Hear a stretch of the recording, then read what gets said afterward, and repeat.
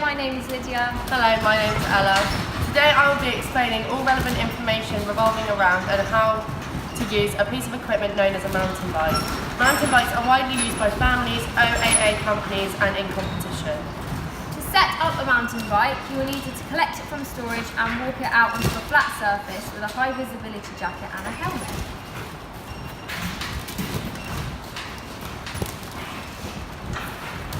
So to put the high visibility jacket on, it just goes over the back of your arms and you secure it at the front.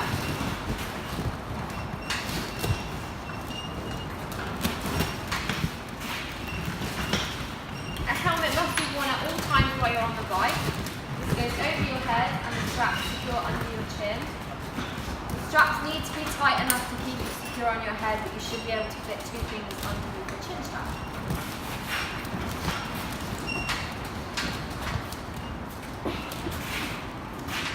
Adjust the saddle so that it reaches hip height.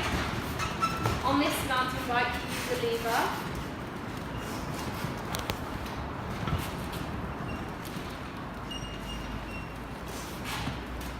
And to use the mountain bike correctly, you sit flat on the saddle, put both feet on the pedals, and hands gripping the handlebars.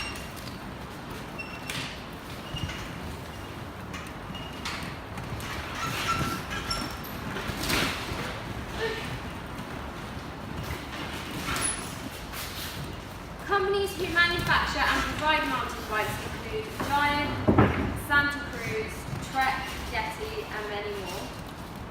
Companies that provide mountain bikes must also provide high visibility jackets and helmets that accompany the bike to comply with ALA regulations.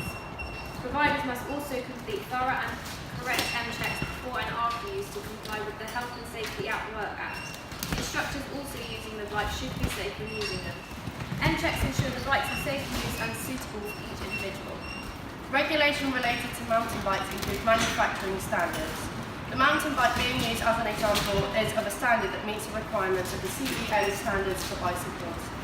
This means that those using the bikes with this sign of approval are safe to use and individuals will not experience any injury due to the quality of the equipment.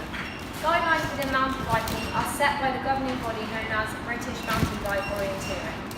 Such guidelines state that when delivering a mountain biking session, an M-check must be completed by all individuals using the bike so that structural issues can be spotted and solved before proper use. A mountain bike working practice includes washing it down once it has been used. To do this, an individual needs a bristle brush or sponge and water to clear the mud off the framework and the chain. Once you've cleaned your mountain bike with warm soapy water and a brush, take it to a storage unit just like this and hang it up by its front wheel on a hook. as you like.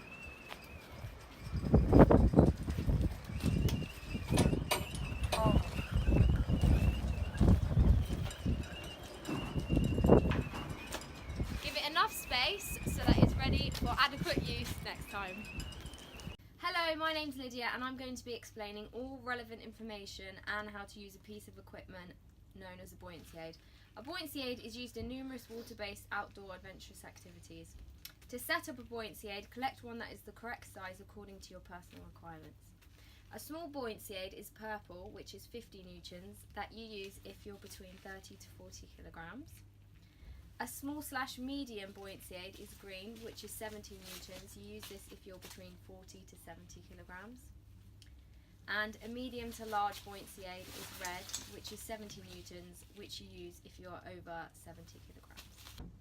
Companies who provide water-based outdoor adventurous activities are required to provide buoyancy aids to their staff and clients so that they comply to the Health and Safety at Work Act. Taking Rockley Water Sports as an example, under the Health and Safety Act, all clients and staff must wear buoyancy aids at all times in the water to prevent drowning.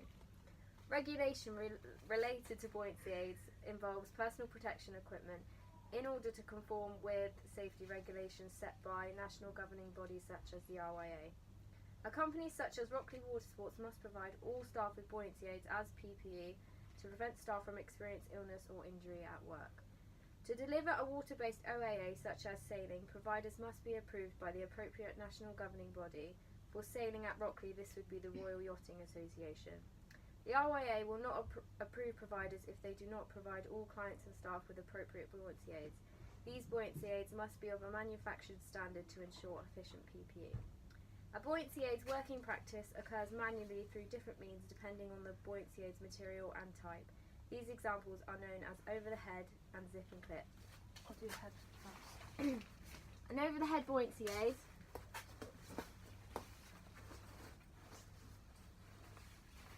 goes over your head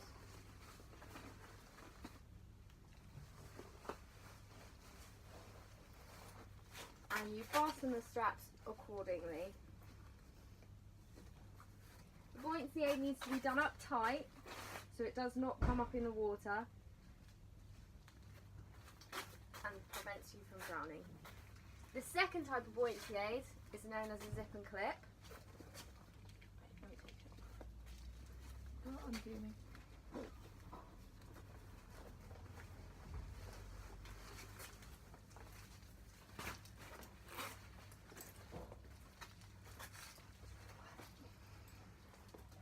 This one zips up at the front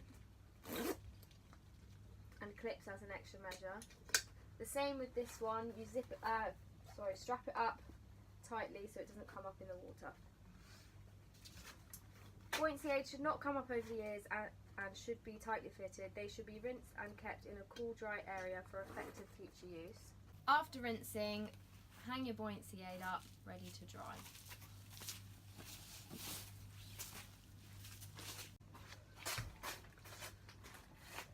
Hello, my name's Lydia Young and today I'll be explaining all relevant information revolved around and how to use a piece of equipment known as a wetsuit. Wetsuits are widely used in all water-based outdoor adventurous activity centres and individuals who participate in water-based sports. The setup of a wetsuit requires the wearer to have a base layer on such as swimwear and a rest vest before they can put the wetsuit on.